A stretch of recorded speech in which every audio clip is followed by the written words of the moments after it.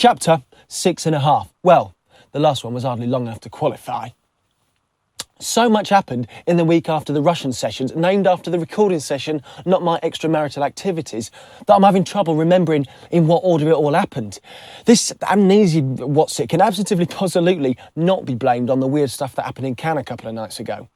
In the immortal words of Homer Simpson, weird, strange, sick, twisted, eerie, godless, evil stuff, and I want in.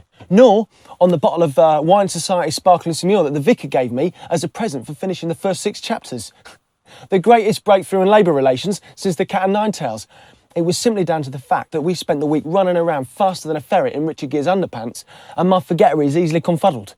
It all began with a flurry of emails. As the Vicar is the sort of man who files his boarding pass for posterity, it's not surprising that he kept every email. The Vicar to Dumbledore. Dear Donny, a favour if I may. I need to trace the origin of an MP3 file, a version of Don't Touch What You Can't Afford, doctored to make Billy G sound hideously out of tune. It was featured recently on the whatif.com website. Does your astounding network of connections stretch to a personal suitable for such a discreet internet detective piece of work? I still have fond memories of the time we spent together in Seattle, a time of spiritual renewal accompanied by numerous cups of the healing brew and excellent company.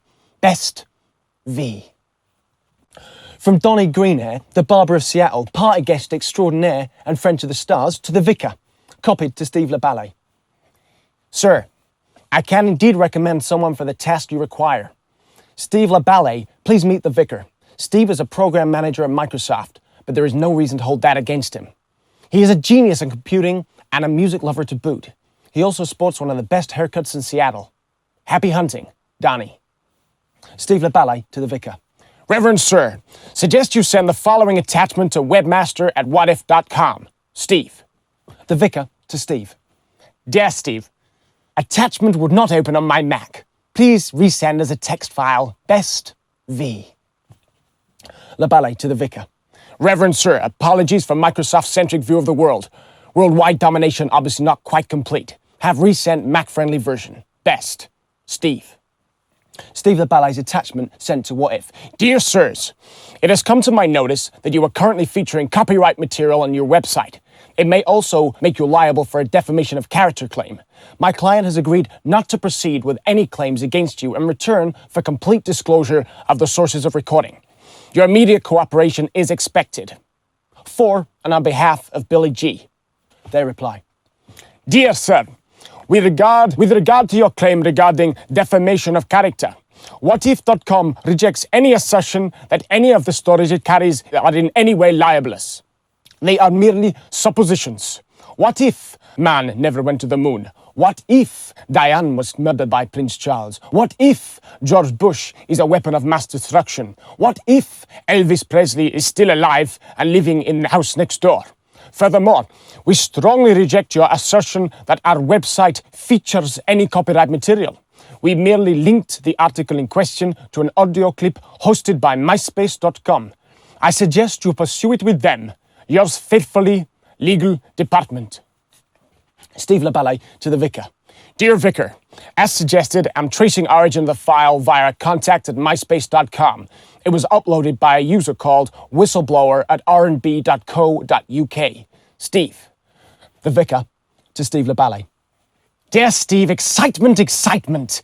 rnb.co.uk is the email address of Richard the Bees Spit Management Company. Does this mean that the culprit is someone there? Much as my Christian upbringing advises me against schadenfreude, that Germanic joy that comes from watching other people's misfortunes, if there has to be a culprit, I can think of few places I would rather find him. Or her, not wishing to blame all the ills of the world on the male sex, you understand. Best, V. LaBalle to the Vicar. Regret email address is a decoy. Our criminal created a fake email address and bounced his message off the computers in Bremore's office to hide his trail.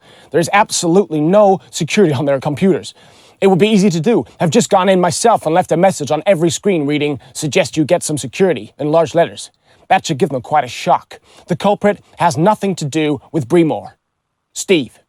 And then another from Steve. Have now received details from myspace.com of the exact name of the file, the time it was sent, and the internet address of the computer that sent the file. Unfortunately, it doesn't equate to anything that you can use, just a series of numbers, something like a zip code of the computer. Have contacted the IT guys at West End Studios on the off chance. Still trying, Steve.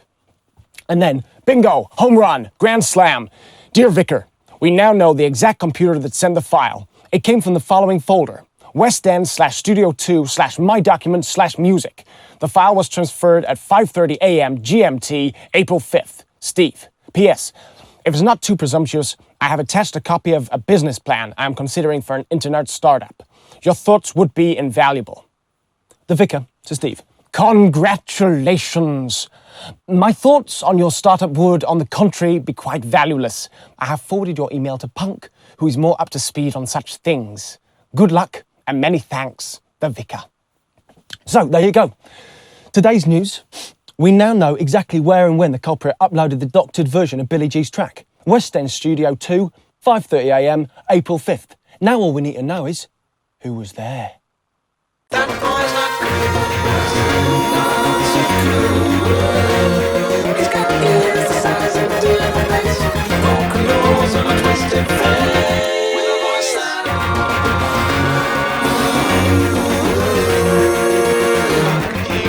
How could he be? My dear lady, much as I'm enjoying our conversation, there are places that I would rather spend my limited time on this beautiful earth. Yes, I fear there has been a theft. Intellectual property rather than physical, but theft nonetheless. Kevin was wearing a kilt, and his huge posturing as he hammered his bass made him seem like an ancient warrior. A bit like the hero that Mel Gibson plays in Braveheart. Wallace Walter, that's right.